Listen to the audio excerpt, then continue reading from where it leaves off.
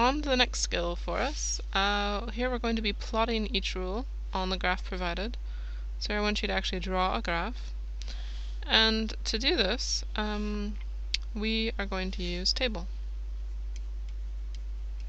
in our calculator. You can also do this without a calculator, obviously, but most of you guys are using this.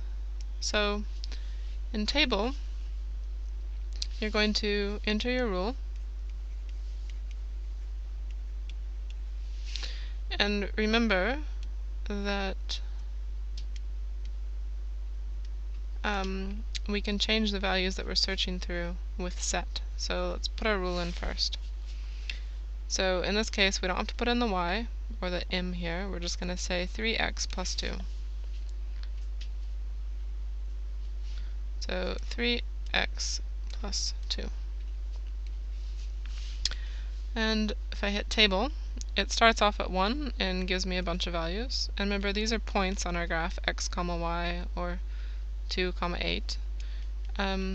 So we can put it on there. But one thing we might want to do is, I notice this only goes to 5 and starts at 1. So if you exit backwards, you go into set. If you have an older calculator, it will be range. But if you go into set here for these, we're going to change our table settings to match what we actually have on the graph here. And this is for your x. You should get that hint because it has an x at the top there. So I need to plot between 0 and 6. So I'm going to change my start to 0 and my end to 6. And if I go up in ones, that'll probably be okay, so I'll leave it as a step of 1. Go ahead and hit table again, and now I've got some points that I can put on my graph. So 0 comma 2, remember it's always x first and then y, and x is going to be the right or left and y is going to be the up or down. So at 0 I'm going to go up 2 for my first point. At 1 I'm going to go up to 5. 2 I'm going to go up to 8. 3 is going to be 11. You can kind of see what it's doing here, but if you need the points exactly, there they are for you. So I'm going up by 3 each time. 5 is going to be 17, and 6 is going to be 20. Now, if you were looking to just put on a straight line, you could probably just have done 2 points and used your ruler. But I'm just going to role model in this case here because we're dealing with a specific situation where we've got matchsticks for a pattern needed. So in this case, it's going to be dots only,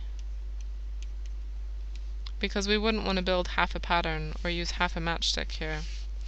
So I'm not going to put in the values between, and in fact we could probably leave off the 0 because we wouldn't really ever build the 0 pattern if you want to.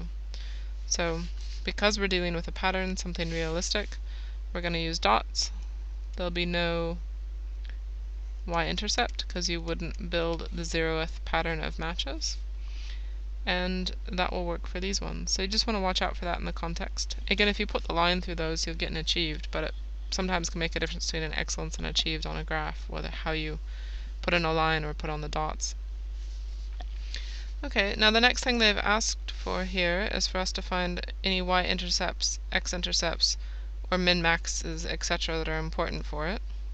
And here, we don't really have any important features because we're not going to use the X-intercept here or the Y-intercept here because it's just whole numbers here like matchsticks, so we're not going to use it as a line crossing through the axes. So there's not really much to find on this graph. So let's look at the next one. Here I want to graph that value there. So if I go exit to go backwards, change my rule out, I now have a negative 2x squared plus 27.5. Gonna hit table, and you'll notice here I'm starting at 0, which isn't that helpful because I have lots of negative values here. So I'm going to exit backwards and change my set, again using my x values. My x values go between negative 4 and 4, so I'm going to change it to negative 4 and 4. Step of 1 ought to be fine. I could also do it as 0.5 though, if you wanted. Just to show that, we'll do it at 0.5. So that's going to show every single line as we go along. Half, 1, 1.5, 2, 2.5. And go into table. Here I've got those negative numbers now. So at negative 4, I'm going to have negative 4.5. So at negative x is negative 4. I'm going to have a y of negative 4.5. And that's not really very helpful here because I don't have any negative y values. So let's go to the first positive y value here. That's at negative 3.5. I've got a 3. So at negative 3.5, I'm up 1, 2, 3.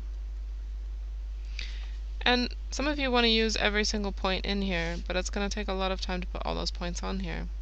So as a trick for you, you can go hit G continuous or G plot. And it kind of gives you an idea of what the graph would look like. Here my zoom window is not very helpful, so I'm going to hit window and change it to match what I have on my graph. So x goes from negative 4 to 4. A scale of 1 is fine, you can always leave that. Arrow down to your y's. I go from 0 at my y min, and I'm going to go up to 30. Oops.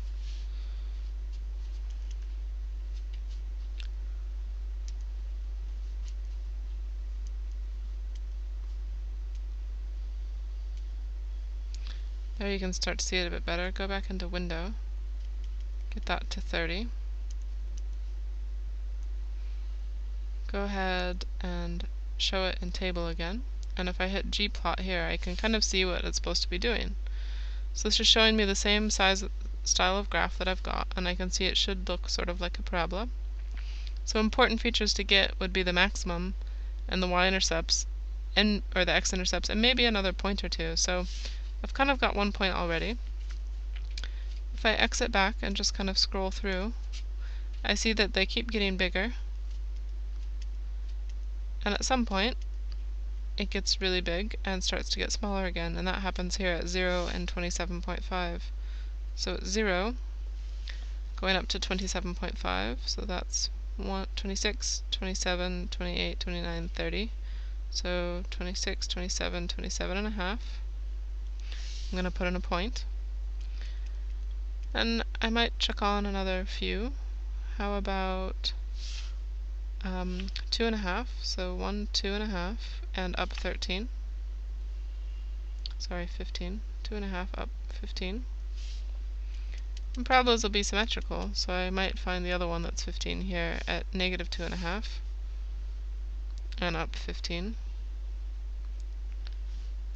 And that's giving me a pretty good idea of what the graph should look like. And there I can see 3.5 and 3 as well. 3.5 up 3. So from here you can kind of trace in your points. Try to make it rounded, not pointy.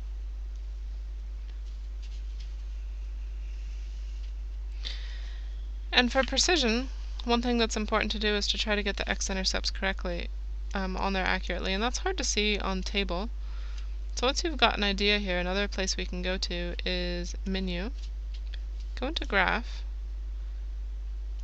Let's draw it. And again, if you've gone from one to the next, like table to graph, and you get a condition error, don't freak out.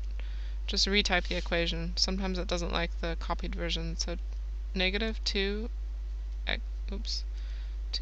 squared plus 27.5. Enter. Draw it. There we see.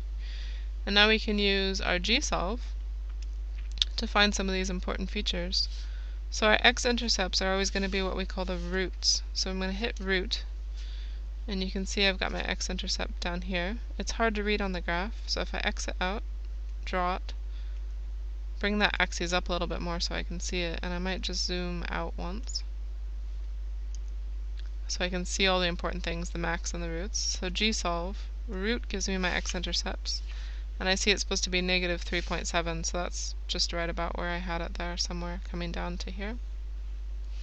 And on the other side, arrowing with the big gray button over, 3.7 because of that symmetry. So, part of what they've asked on this question is to label all points of interest and give what they are, so our min, max, and intercepts. And this is a good example for that. So I'm going to say my x-intercepts,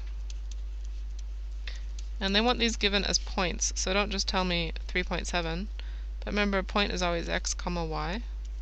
So here I have an x of 3.7 and a y of 0. That's one of my x-intercepts. The other one was negative 3.7, comma 0. My y-intercept, going into gsolve, my y-intercept is going to be y-IC-PT there. So again, x-intercepts are gsolve root.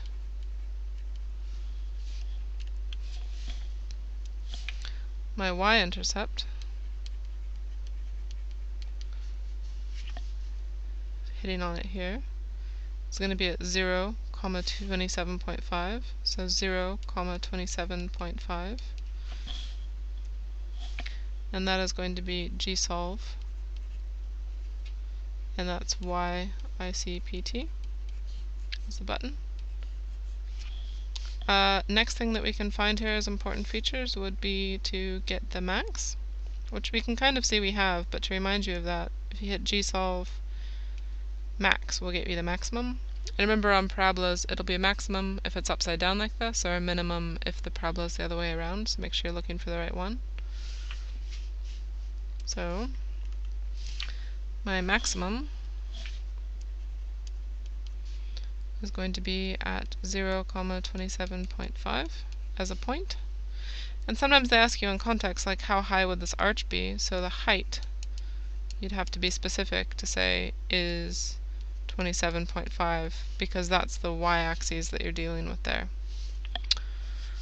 What else can we find here as key points of interest? I think that's basically it on this one. We've got all three of our intercepts, x's, y, and we've got our max here, which happens to be the same as the y-intercept.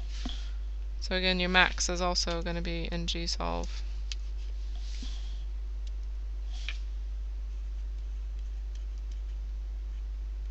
max.